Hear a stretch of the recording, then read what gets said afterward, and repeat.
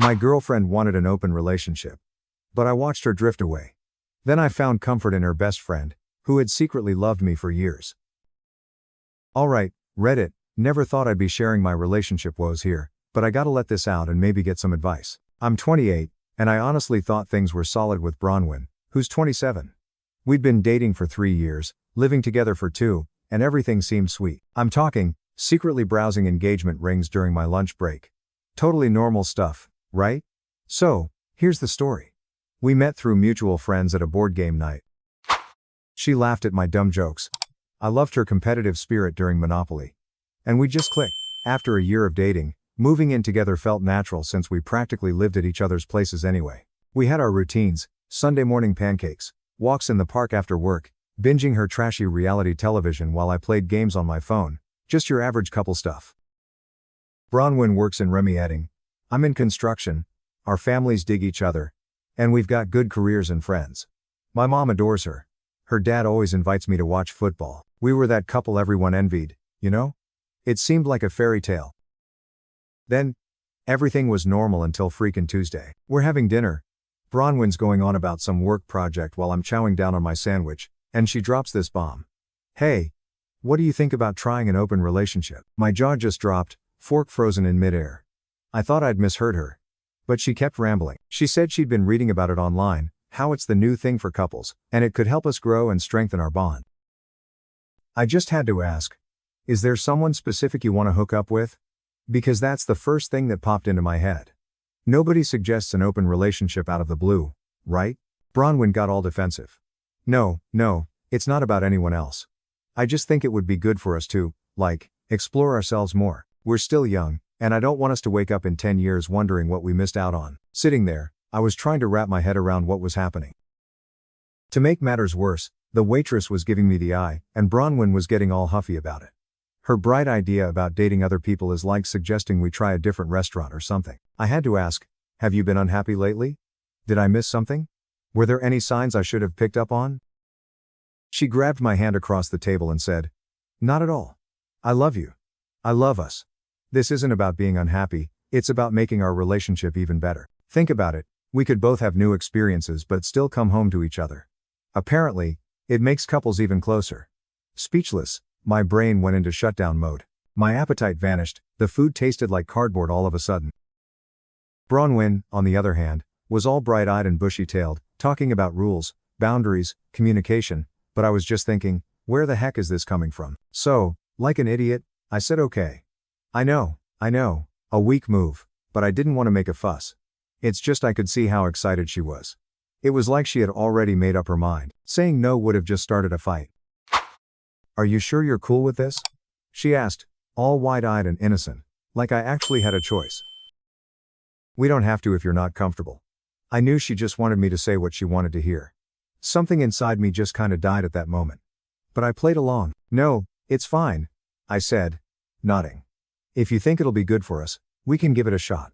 I was basically signing up for something I knew was gonna screw things up. She got all giddy and started planning how we'd set up our dating app profiles and how we'd tell each other about our dates. Like she'd been thinking about this for ages. I was sitting there wondering, how long has she been planning this crap? The rest of the night was just weird. We watched television, but my head was spinning. Bronwyn was cuddling up to me on the couch, acting like everything was normal, like she hadn't just turned our relationship upside down. I wanted to take it all back and tell her I wasn't happy, but I didn't know how. Every time I saw her smiling at her phone, I felt like I'd made a huge mistake. That night, I couldn't sleep. Bronwyn was sleeping soundly next to me, while I stared at the ceiling, wondering what the hell I'd done. Part of me wanted to wake her up and tell her I didn't want to share her with anyone. The other part was scared she'd leave me if I did. I was replaying our recent conversations in my head, trying to figure out if I'd missed any clues. Was she bored? Was I not good enough?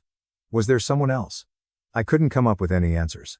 Little did I know, this was just the beginning of the whole mess. Bronwyn asked me to help her pick out photos for her Tinder and Bumble profiles, like I was her freaking stylist or something. Then, she even asked me to take new photos of her. Seriously, I was taking pictures of my girlfriend so she could attract other dudes. Just to show I was a good sport. I made my own profile. But I wasn't into it. Writing my bio felt fake and awkward. What was I supposed to say? Looking for a good time? I felt like a tool. She probably knew I wouldn't meet anyone anyway, I'd told her plenty of times that I'm not a social butterfly and I don't have the time or energy to date. Maybe she just wanted me to be her backup plan if things didn't work out with anyone else. Bronwyn was getting matches left and right, of course. She's hot, funny, and outgoing. What surprised me was how fast she was meeting these guys. Within a week, she had 3 dates lined up. 3. She was showing me their profiles like we were discussing which celeb to stan. She shoved her phone in my face. Check this one out. He's a personal trainer at that fancy gym downtown. We're grabbing coffee tomorrow. I nodded, pretending everything was normal, but I felt sick to my stomach. The first time she dolled up for a date, I'd never seen her in all black before. She even bought a new outfit just for the occasion. She spent an hour doing her makeup. She did a little twirl as she was heading out. How do I look? She asked. Great, I said, knowing that dress probably cost more than what we usually spend on date night. She got home late that night, giggling. I faked being asleep, but I could hear her texting for another hour. The next morning, she was humming while she made coffee, pretending everything was great. I started noticing her schedule. Coffee with a gym guy on Monday, dinner with some lawyer on Wednesday, a food truck dude, and drinks with me on Friday. Variety, eh? She always came home looking like she was on cloud 9. I started checking the locations she tagged on Instagram. Yeah, I know, not my finest moment, but I had to know what was going on. One night, I drove by the restaurant where she said she was having dinner. And sure enough, there she was at the bar with some tall dude in a suit, laughing her head off. She was holding his arm and looking at him the same way she used to look at me. It was the emotional distance between us that was worse than seeing her with other guys. She had no time for me. No more cuddling on the couch. Always glued to her phone. Sunday morning pancakes? Nah, she was meeting the girls for brunch. Finally, I decided to say something. Don't you think you're going on a ton of dates? I asked casually. She gave me this look like I was a complete moron. That's the whole point of an open relationship, isn't it? To meet new people and have new experiences. You should try it sometime. I can help you set up your profile if you want. I didn't want her help. I just wanted my girlfriend back. I wanted the girl who loved ordering pizza and watching bad movies with me. Not this new version who was always dressing up and running out the door. She was getting ready for date number 6, or was it 7? I lost count. I couldn't take it anymore. I went for a walk to clear my head and ended up at our usual picnic spot. I just sat there for 2 hours, wondering how everything had fallen apart so fast. My phone kept buzzing with messages from Bronwyn. Hope you're okay. Don't wait up. Have a great time. Each message felt like a stab in the gut. The next day, she tried to tell me all about her date, how hilarious he was, and how he took her to some amazing new restaurant. I just got up and walked out of the room. She followed me, looking confused. I thought you were okay with this? She asked, all shocked. Yeah. Well, maybe I'm not, I said, but you could be going on dates too, instead of sitting at home being miserable. That's when it hit me, she just didn't get it. She didn't understand that I didn't want to date other people. I wanted her, the old her. I wanted our boring, normal life back. So, 3 weeks went by after she brought up this open relationship nonsense. 3 weeks of watching her put on fancy clothes for other dudes and lying awake wondering where she was, who she was with, and what she was up to. It was driving me nuts. I kept thinking she'd snap out of it and realize how stupid she sounded, how she was throwing everything away. But no, she was loving it. She acted like she'd discovered some next-level dating thing that I was too dumb to understand. What got to me the most was that she seemed to still like me. Why wreck everything we had? Why say we weren't enough? Then it hit me, this was beyond repair, there was no going back. It was over. Honestly, part of me didn't even care anymore. I started thinking about her having all the fun while I was miserable, and I wanted to flip the script. I wanted her to regret everything, to see what she was missing. I didn't have a plan yet, but I knew I wasn't gonna sit around feeling sorry for myself while she was out living it up. I needed to talk to someone who'd understand how messed up this whole situation was. That's when Lorelai started coming around more often. Lorelai, Bronwyn's bestie since their freshman year of college. She was always there for movie nights, helped us move, brought over soup when we were sick. You know, one of those genuine people. Being a kindergarten teacher fit her perfectly cause she made everyone feel important. I always thought of her as just Bronwyn's friend. Pretty, long brown hair, green eyes, always smiling. I'd totally friend-zoned her. Plus, she'd dated Remy for a couple of years, but they'd broken up a few months back. She first came over after Bronwyn started her dating spree to borrow mixing bowls for a birthday cake. Bronwyn was out on a date, and Lorelai could tell something was up with me. You look like crap, she said straight up. What's going on? I didn't mean to spill the whole story, but I did. How Bronwyn suggested this open relationship thing. How she was going out with different guys every night. I felt like I was losing my mind watching it all. Lorelai just listened, really listened, not just waiting for her turn to talk. When I was done, she shook her head. "That's not an open relationship," she said. "That's just Bronwyn doing whatever she wants without giving a damn about how it affects you." Hearing someone else say it made me feel a little less crazy. After that, Lorelai started visiting more often, usually when Bronwyn was out on a date. We'd watch movies, order takeout, just hang out. It was nice to have someone to talk to who actually got what I was going through. Okay, confession time. One night, after Bronwyn had been exploring for about a month, Lorelai seemed really concerned. I noticed her fidgeting with her jewelry, which she always did when she was worried. "I need to tell you something," she said quietly from across the couch, "and it might make things weird. But I can't keep it in." My stomach did a weird flip.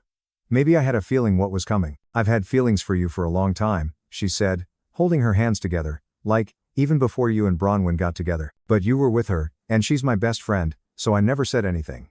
I even started dating Remy hoping it would help me get over you," she added, "but it didn't work." I just sat there, trying to process it all. Lorelai. Kind, funny, awesome Lorelai, had a thing for me? How could I have missed that? She'd helped me pick out gifts for Bronwyn, even though she was the one who really understood me. Bronwyn barely texted to check in, but Lorelai made me homemade chicken soup when I was feeling sick. Was I totally blind? "You don't have to say anything," she said quickly. "I just needed you to know, seeing Bronwyn treat you like this, seeing how much it's hurting you, it's been killing me. You deserve better than this." I looked at her, really looked at her. Her eyes were sparkling in the dim light, and her hair was in a messy bun that somehow made her even more attractive. How had I not noticed this before? But still, Bronwyn's actions were messing with my head. She thought I'd just sit around like a lovesick puppy while she hooked up with other dudes, like I was her security blanket or something. That was her biggest mistake. She was out there doing whatever she wanted, assuming I'd be there when she got back. No way. That chapter was closed. I wasn't playing by her rules anymore. I was gonna do my own thing. And that's exactly what I did. I took a deep breath and just went for it. "Lorelai," I said, surprised at how steady my voice sounded. She scooted closer on the couch. "I know this is complicated," I said. "I know I'm probably making things even worse by telling you this, but seeing you so miserable these past few weeks, I just couldn't keep quiet any longer." Then, she kissed me. She leaned in and kissed me. I should have stopped it. I should have thought about Bronwyn. About our friendship. About how messed up this was gonna be. But I kissed her back. It wasn't just a peck. Either. We ended up sleeping together. And it was different. Lorelai actually saw me. She liked me for who I was. She noticed when I was feeling down and actually cared. After we were lying there in the dark, I started to think about what had just happened. This was a huge step. Everything had changed. Sleeping with my girlfriend's best friend should have felt like crossing a line, but all I could think about was how good it felt. It wasn't just some random hookup or a rebound thing. She turned to me, propping herself up on her elbow, and looked at me. "What are we gonna do?" she asked softly, staring at the ceiling. I just sighed. I should have said something, felt guilty, been conflicted, whatever. But all I felt was relief. After being suffocated by Bronwyn's drama for weeks, I could finally breathe. "I don't know," I said. Lorelai paused, then asked, "I don't regret it, do you?" "What just happened? That insane thing?" "No," I said. "Not even a little bit." For the first time since this whole open relationship nightmare started, I knew what I wanted. I knew it wasn't my fault our relationship was ending. I hadn't broken any trust. Maybe I deserved someone who actually wanted me, just me. "Bronwyn's gonna freak when she finds out," I said. "Yeah, probably," Lorelai said, "but isn't it kind of funny how she thinks it's okay for her to date whoever she wants, but if you do the same thing, she's gonna lose it?" She had a point. And that's when I decided, maybe Bronwyn needed a taste of her own medicine. I didn't tell Bronwyn about Lorelai right away. I wanted to see how she'd react to some subtle hints first. Yeah, maybe it was a little petty, but after watching her flaunt her dates for weeks, I figured she deserved it. After Lorelai left, Bronwyn came home from staying at Alistair's place. Alistair was probably a dude named Yuri, but whatever. She was babbling about her girlfriend's night while she made some coffee. That's when I dropped the first hint. "Oh, Lorelai stopped by last night," I said casually. "We had a really good talk." Bronwyn froze, mid-pour. "Lorelai was here?" she asked. "Yeah. We just hung out for a bit," I said. "She's really easy to talk to, you know?" Bronwyn slammed the coffee pot down a little too hard, spilling some on the counter. "What did you guys talk about?" she asked. "Just stuff," I shrugged. "Life, relationships, feelings." It was nice. The look on her face was priceless. She spent the next hour texting someone, probably trying to get the scoop from Lorelai while pretending to watch television. She kept glancing at me every few minutes, trying to figure out what had happened. For the next 3 days, I kept bringing up Lorelai in conversations. How hilarious she was, how understanding she was, how we'd been texting back and forth. Bronwyn was always giving me this tight-lipped look, like she was trying not to react, but she couldn't help it. One morning, I smiled at my phone while I was emailing Lorelai, and Bronwyn practically jumped across the couch. "Who are you texting?"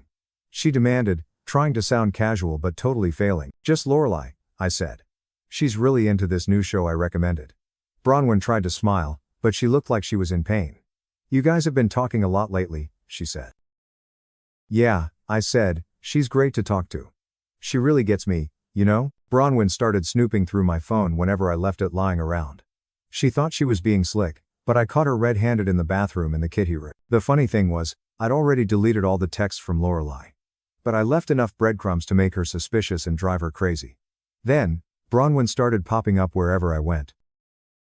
If I mentioned grabbing coffee at this cafe near work, she'd conveniently be there too.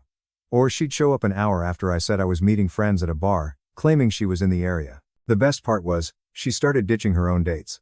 All of a sudden, she wanted to stay in more. "Let's watch a movie," she'd say.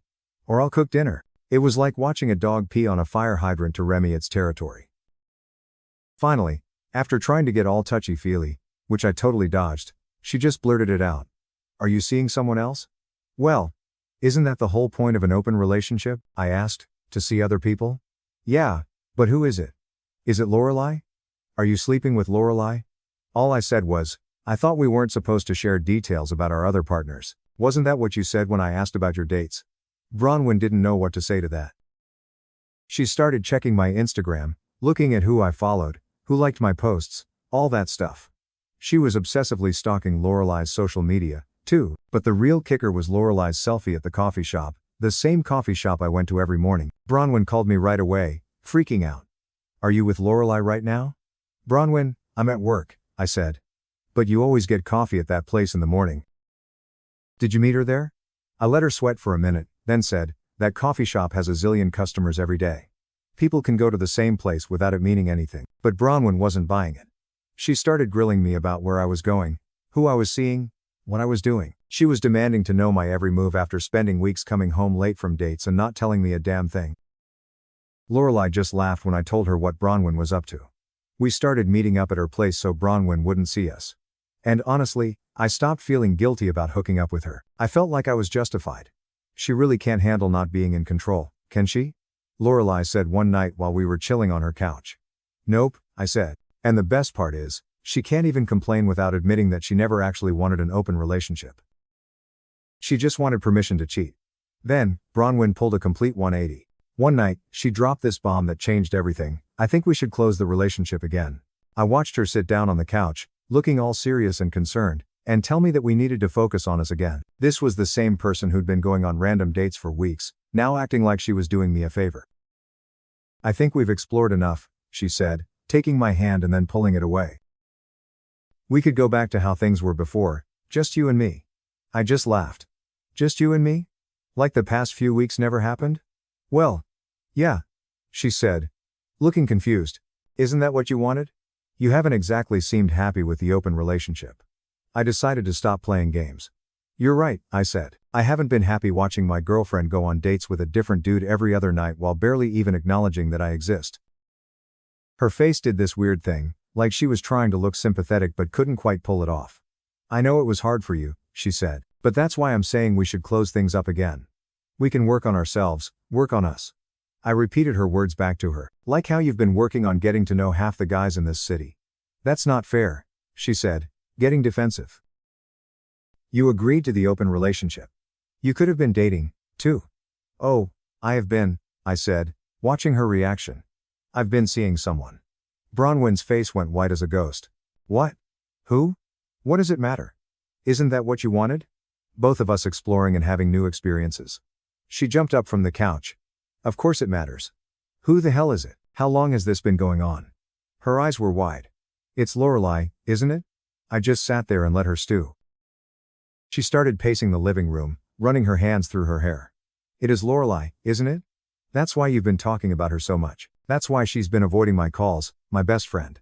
She shook her head in disbelief. It's just hilarious how you think you can sleep with whoever you want, but the second I do the same, it's a problem.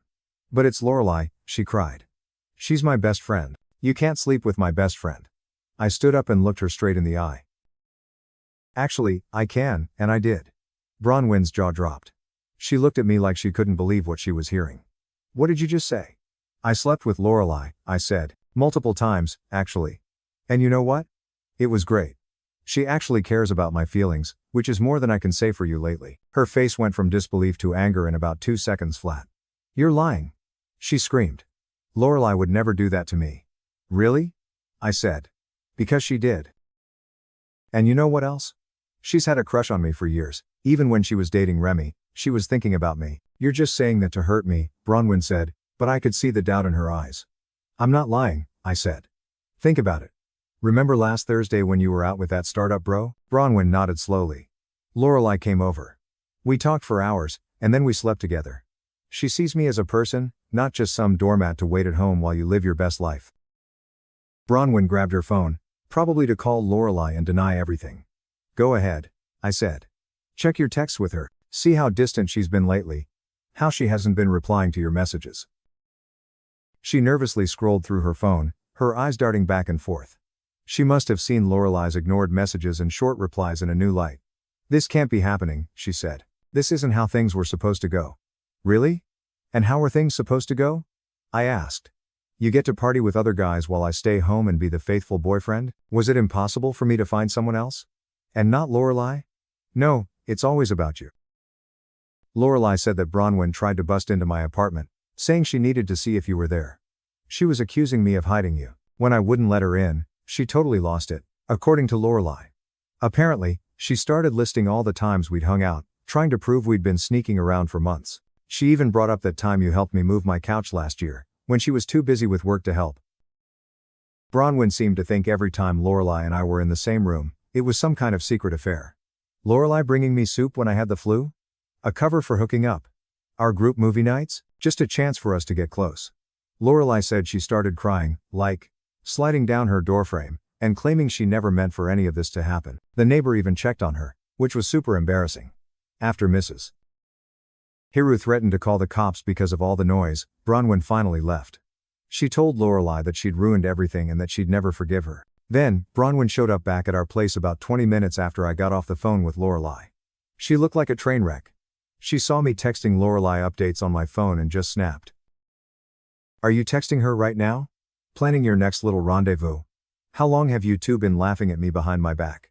Bronwyn, nobody's laughing at you, I said. You did this to yourself, I didn't do anything. You suggested an open relationship to strengthen us, I said, mocking her words. She chucked her purse across the room. I never told you to sleep with my best friend. No, I said, you just wanted permission to sleep with whoever you wanted while keeping me on the hook as your plan B. She grabbed a box and started throwing in all our pictures and gifts. I'm staying with Alistair, she said, my real friend, someone who wouldn't stab me in the back.